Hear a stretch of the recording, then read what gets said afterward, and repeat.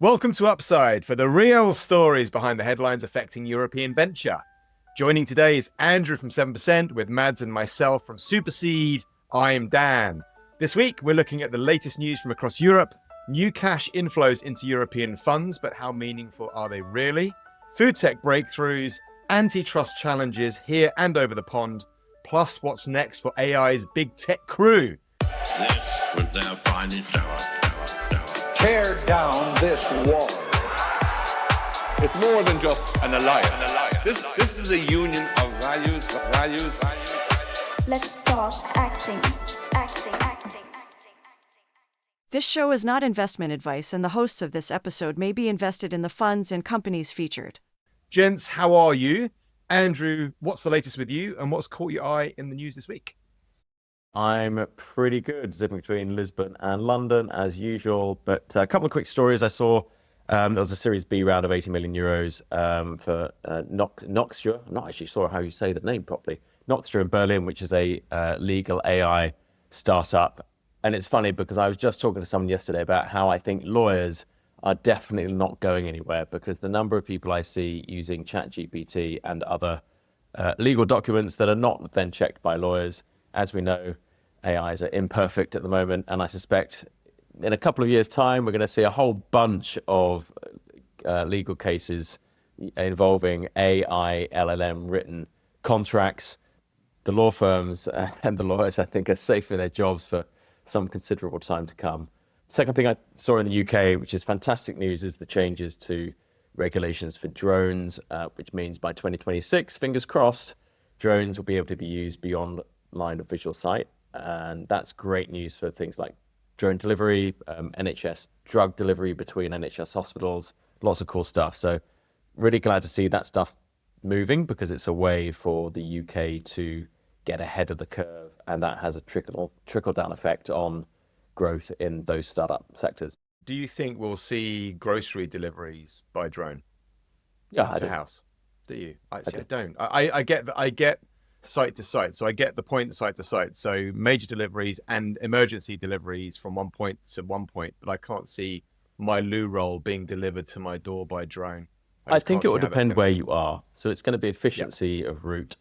So if you are somewhere back and beyond down a winding road that takes an hour to drive, even though it's 4.5 miles long, I suspect drones will be a great way to deliver to those outlying areas. Mads, what's new with you? Well, as you know, I'm just back from Japan, had a great trip there. It's such a fascinating country. I've been wanting to go for so many years, and it was just lovely to travel there and really see just what a beautiful place it is, both the country and the people. And then one of the things that caught my eye was, homegrown AI super company Wave. They've just inked an agreement to go into Japan and do exciting things there. Wave, obviously, great AI business founded by Alex Kendall and Amar Shah in 2017, inking last year the largest Series C ever in UK history, $1 billion. They're developing a foundational model that's, the same way you could say as OpenAI and Anthropic, but this is just for autonomous driving.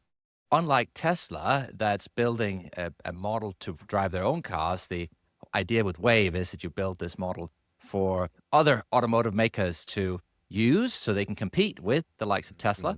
And so distribution. Love it. Exactly. And so Wave, they've just inked an agreement with Nissan as the first major customer. So they're going to be big in Japan, and that is, of course, very exciting.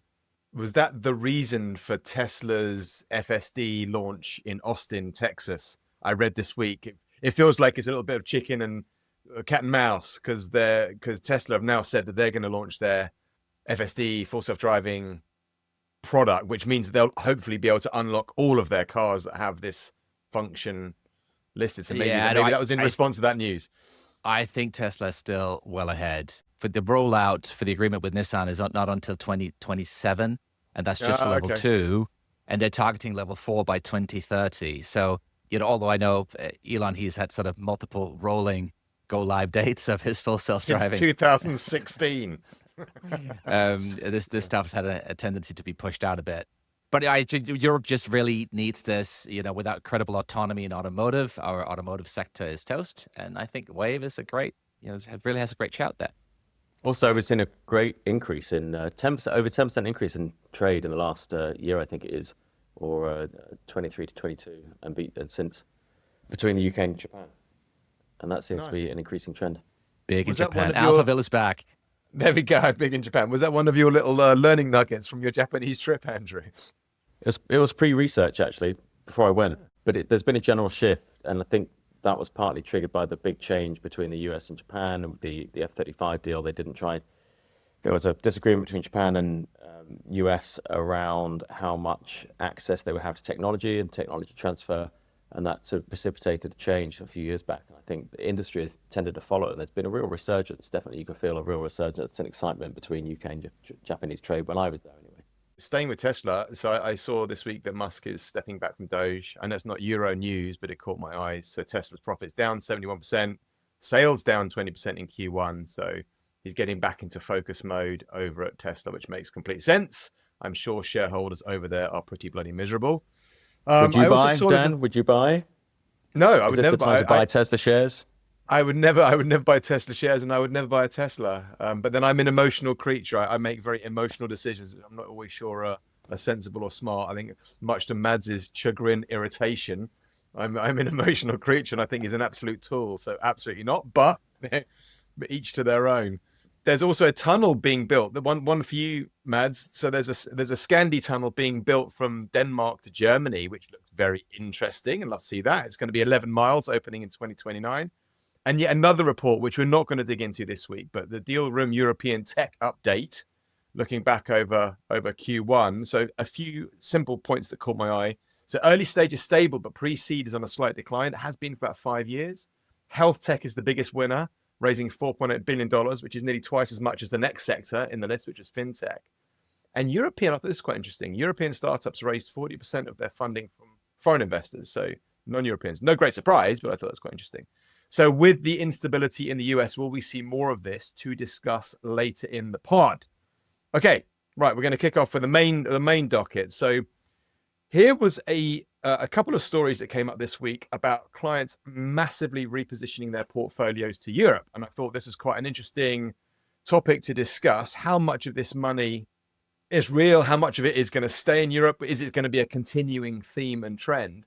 So since Trump's tariffs, we're seeing a lot more reposition, cash coming in. So Amundi, which is Europe's largest asset manager with an AUM of 2.2 trillion euros, says clients are massively repositioning to Europe. They've got record inflows into European ETFs in the first quarter of 25. So this is a massive cash inflow. Investors have directed a record 10.6 billion in, which is a 7-fold increase compared to the same period last year. Same as of last week, European equity funds recorded net inflows. Is the EU's increased defense spending under the Readiness 2030 plan making Europe more attractive to investors? ECB interest rate cuts, which we're looking for more this year compared to the Fed, is that making Europe more attractive?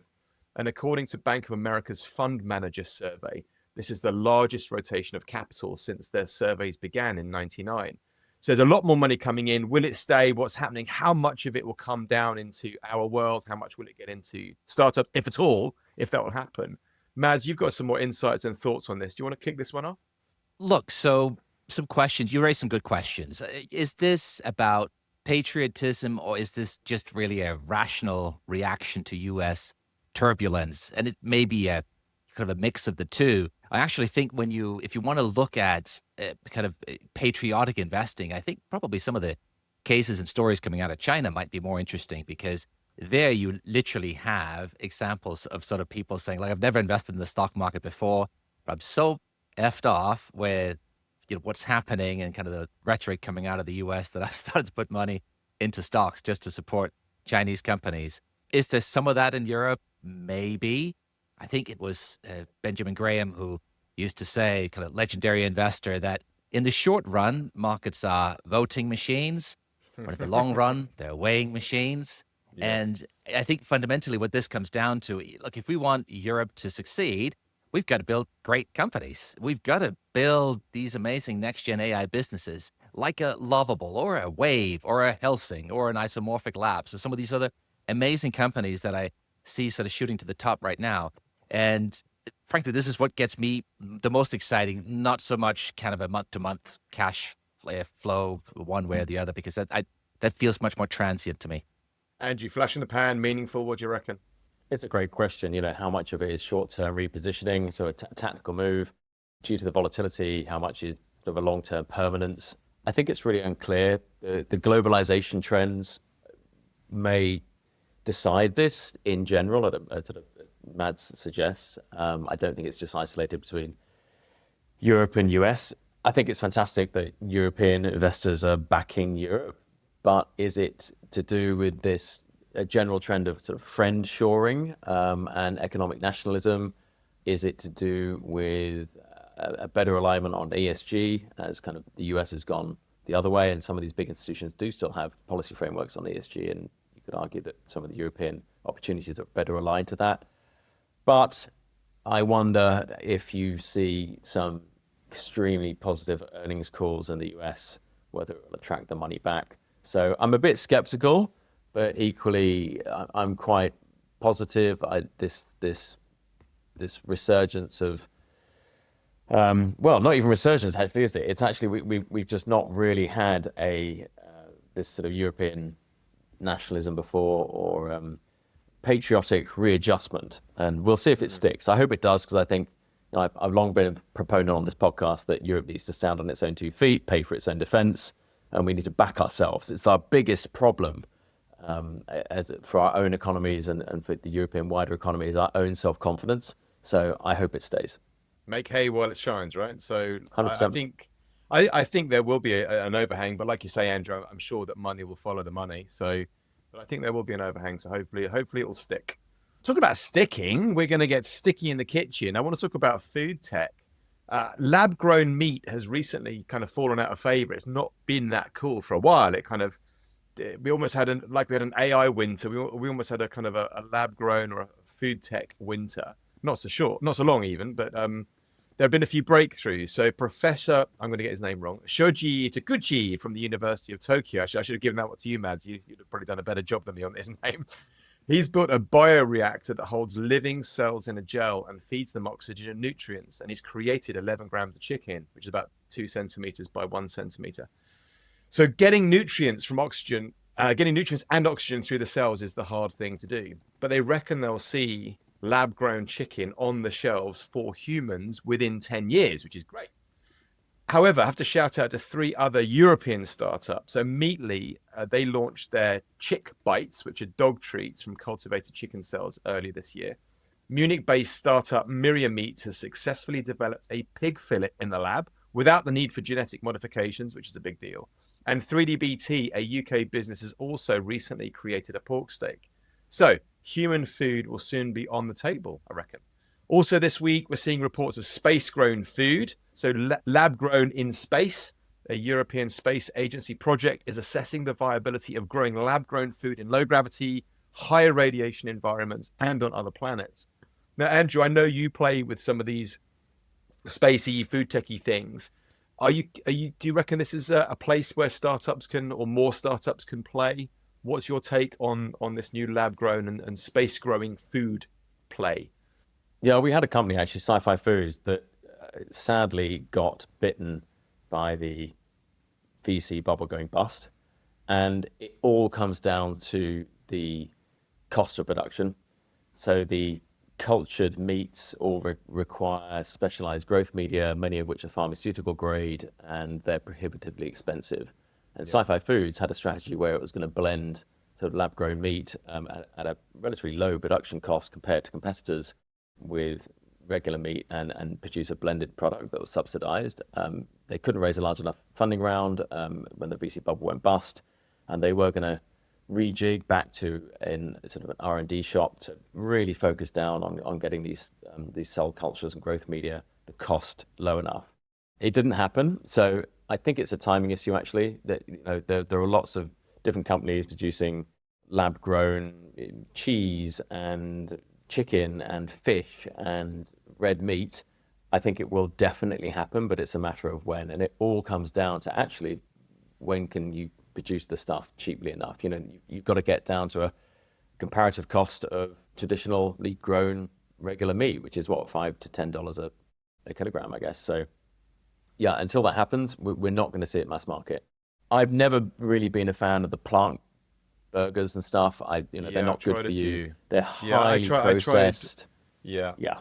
I mean, regardless of taste, they're just not good for you. So I think we will see this step change, but until we can get that cost down, it's not going to be on your shelves, however good it is, mass produced. And Mads, you and I you've always said to me, and I've kind of always gone with this, we will solve energy, and we will solve, this kind of lab-grown meat, as in we won't see the mass murder of animals in these food processing plants. We've kind of always kind of said similar things. So energy is going to be solved and food's going to be solved. What's your take on this food tech push forwards? Is it going to stay? Are we going to get to see lab-grown meat in the shops, do you think? I thought this announcement was really, really exciting. Obviously, as you and Andrew are saying, lab-grown meat is not new. I think it might be worth taking a step back and just recalling the process. So, you take existing cells and then you put those cells in sort of a nutrient-rich soup within a bioreactor, sort of a big vat. And then you put some scaffolding and some conditions in place that allow these cells to grow into actual three-dimensional tissue from just sort of single cells. And the challenge really has been how to grow proper chunks of meat rather than what you might call ground meat, right? Andrew was talking about mixing some of this newfangled artificial meat with some existing meat to get to something that feels like proper food. And what they've solved here, the scientists, is really how to make the chunks, which is, of course, such a big part of the challenge.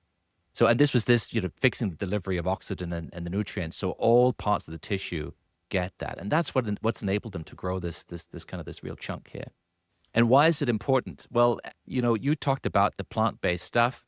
Protein is essential for growth, for repair, for thriving of our bodies. And the issue with plants is that it can be difficult to get enough of the complete amino acids, kind of proteins that are complete enough that they give us all the nutrients we need.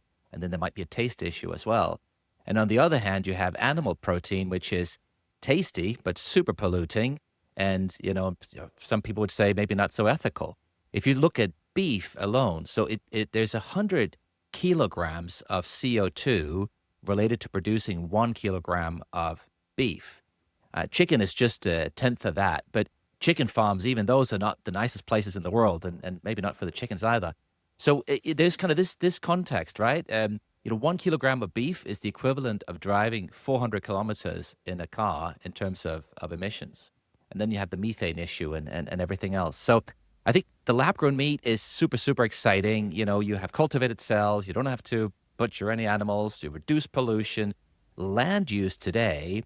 So 77% of farmland today is associated with livestock. But only 18% of the calories that come out of that come from that farmland. So there's a massive imbalance. So just think there's so many things that weigh towards being able to find better ways to make this protein that we like and that, in some ways you could say we need. And so I think that this is very, very exciting. I think that agriculture, as we know it today, will disappear within 20 to 30 years. I think it's just a question of hitting the right inflection point on the S-curve, and then I think it will all change. So this is a small step, but looks like a step in the right direction. Will we see more investment now going into this layer of food tech, and will we see more startups coming out because of these steps forwards, do you think? We might still be a notch early. I think where you're going to start seeing the big money is, as Andrew says, when we get ready for scaling up.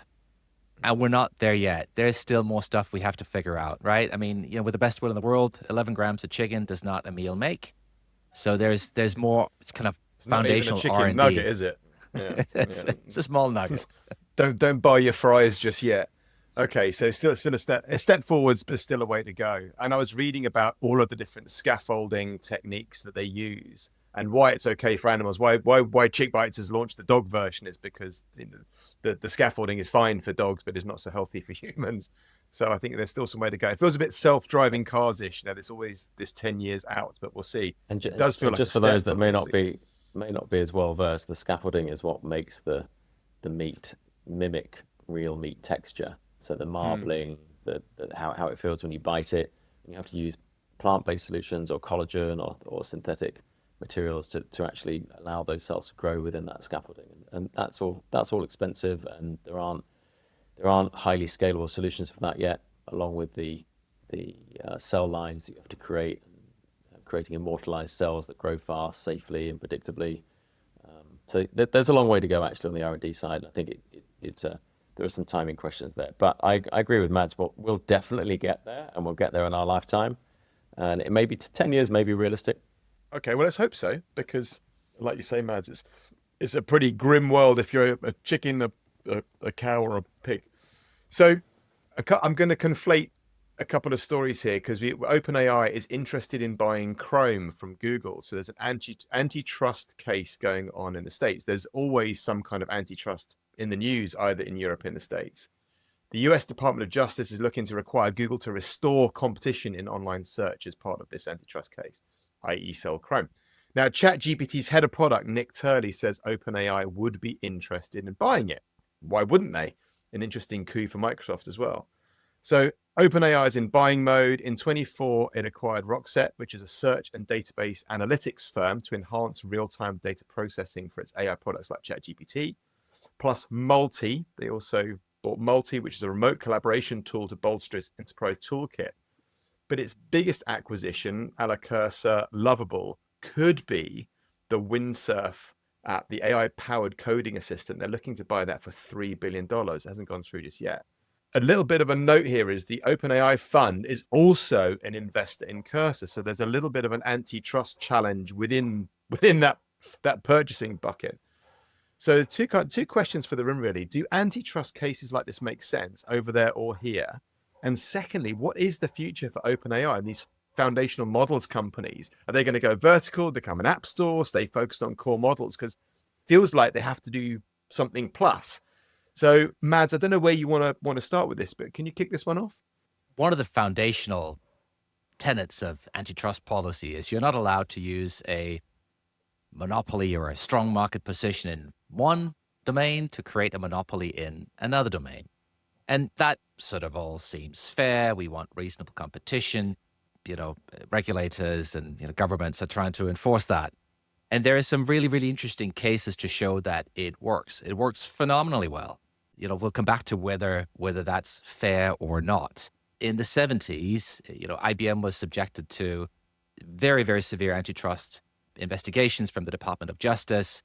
Colleagues I spoke with that had been around at the time sort of said, look, they had whole sports halls just filled with documents. They had to retain every single document produced. That was in a time before everybody had their own PC. So kind of 12 years of that, brought the company to a position where when the time came to design the PC, they were so scared of being accused of any breaches, then rather than using kind of what was their DNA, which was to make everything in a proprietary way, they bought components off the shelf saying, well, then they can't blame us of violating antitrust. And that is what enabled eventually Compaq to reverse engineer the bias.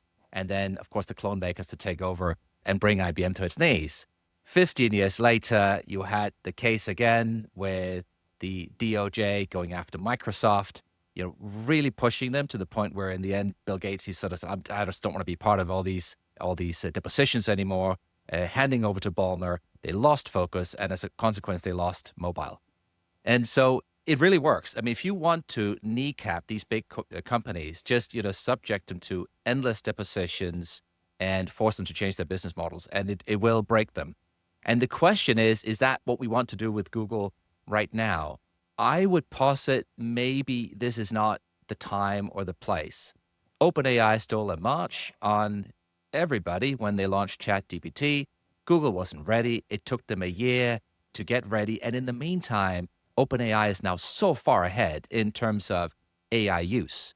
And of course, this is translating to search traffic. So in some ways, you might say, well, OpenAI or ChatGPT has only got 1% of the search market today. But you think about what that 1% is. I don't use Google search anymore. Many of us in our industry, we don't. And I think to some extent, we are a little bit in the vanguard here. Google still has most of the high value searches. So when somebody needs to search for travel or buying a new car, many people still revert to Google search, which is of course why they can still make a lot of money on search. And their results, came out yesterday were really, really strong. But the winds are blowing in a very clear direction here. Yeah, AI And is killing SEO. It's absolutely killing it. And so is this the time when the company is already on the back foot to then take one of the jewels, which is the Chrome browser, and hand that over to the main competitor? It doesn't seem like government's role here to now favor OpenAI and say you should be the new champion. Let the guys fight would be my preference. I think, I love what OpenAI is doing. I want Google to be a strong competitor, not to be handicapped this way. I think a judge already found in 2023 that Google used default agreements to stifle competition. And so the big fear is that Google will try and replicate its search monopoly in AI. And so stepping back as a user, I guess, of all these products and tools, a lowly user, one of billions, the frustrating thing is that if you want the best feature set and greatest convenience, there's a natural tension between monopolies or highly integrated systems such as Google Workspace, where you have tight integration between AI, your documents, your search, your file system, your browser, which creates fantastic sort of seamless operation and feature set and functionality and productivity, versus competition driving change and innovation. Because can you imagine if we were still stuck with Microsoft today owning the web browser and AI? I mean, we'd all be talking to a paperclip. First of all, it'd be terrifyingly bad. And I don't know if you've used Microsoft Office recently, but every time I use it, I wince. It's so painful and clunky. And Google came along and moved the needle.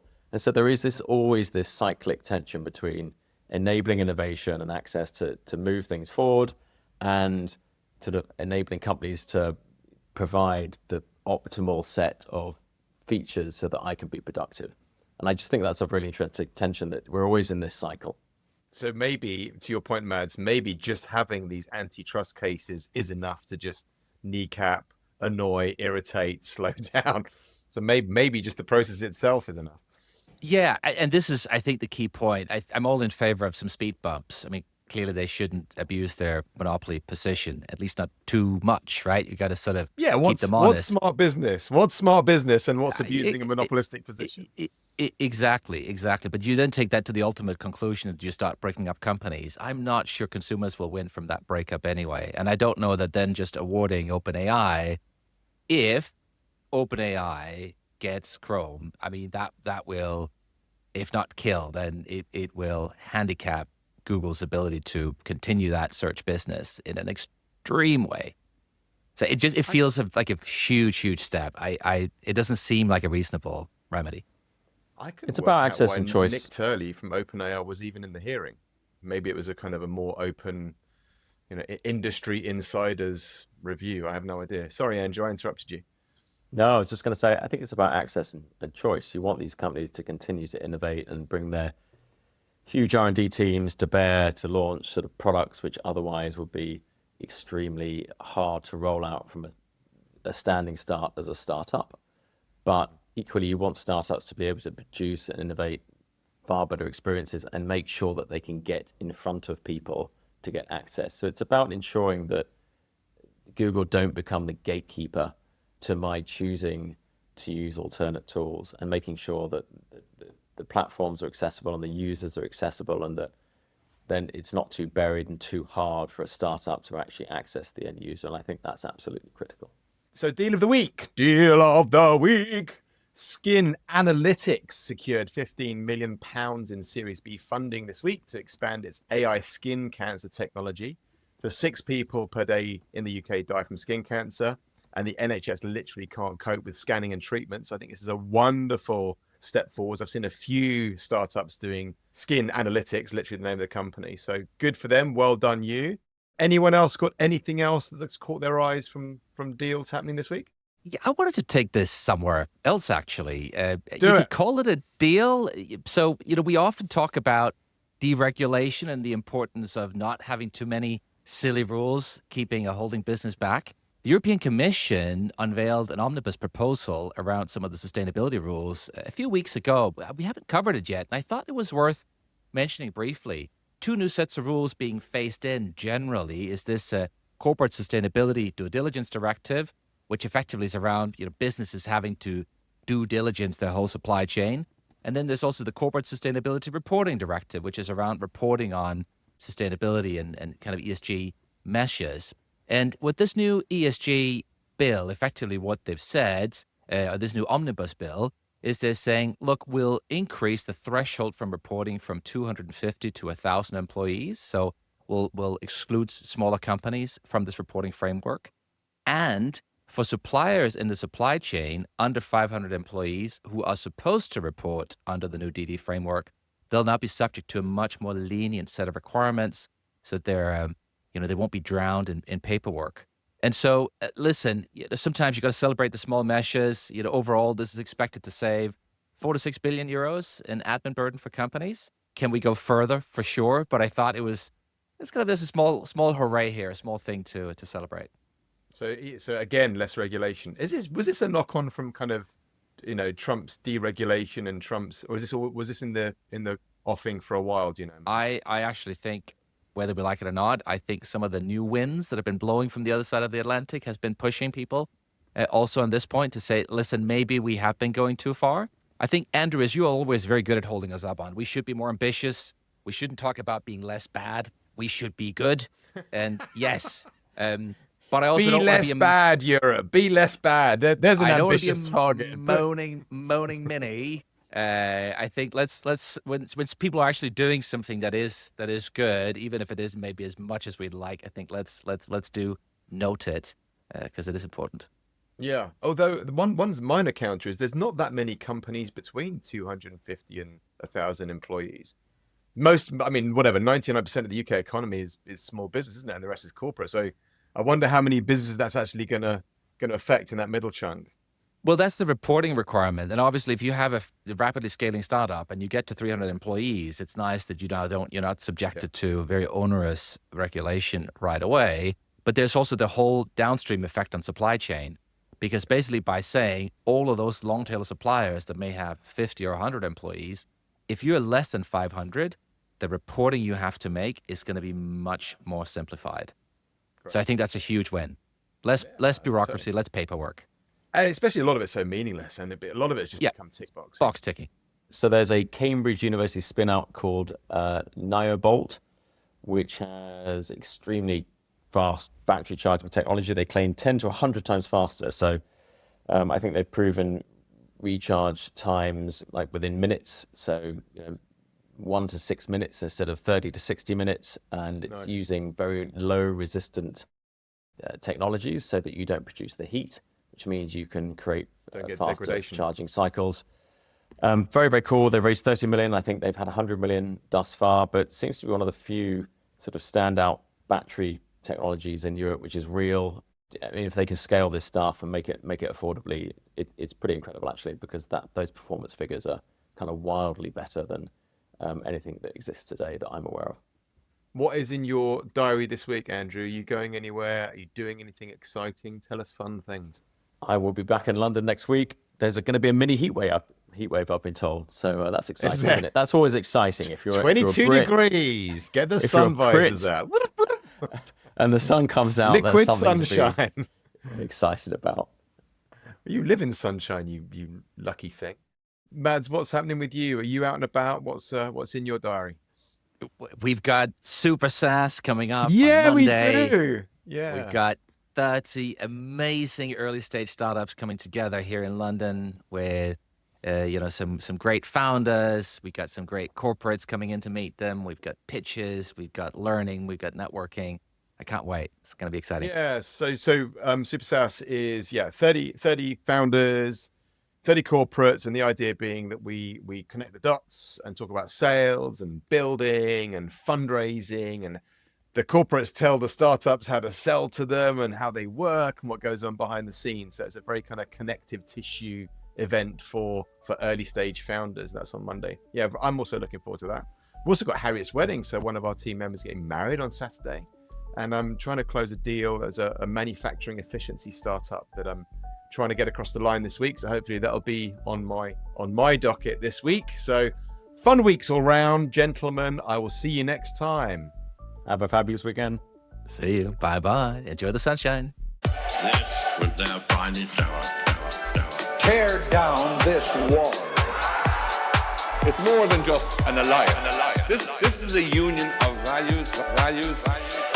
Let's start acting.